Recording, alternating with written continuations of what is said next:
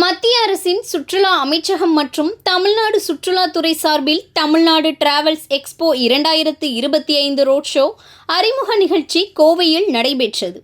தமிழக சுற்றுலாவின் எதிர்காலத்தை புதிய உயரத்திற்கு கொண்டு செல்லும் விதமாக தமிழ்நாடு சுற்றுலாத்துறை மற்றும் மத்திய அரசின் சுற்றுலாத்துறை அமைச்சகம் ஆண்டுதோறும் தமிழக சுற்றுலா கண்காட்சி நடைபெறுகிறது.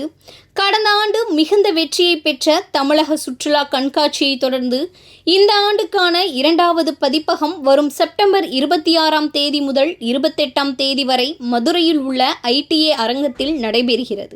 இது குறித்து கோவை அவினாசி சாலையில் உள்ள தனியார் ஹோட்டலில் தமிழ்நாடு டிராவல்ஸ் எக்ஸ்போ ஒருங்கிணைப்பாளர்களின் செய்தியாளர்கள் சந்திப்பு நடைபெற்றது.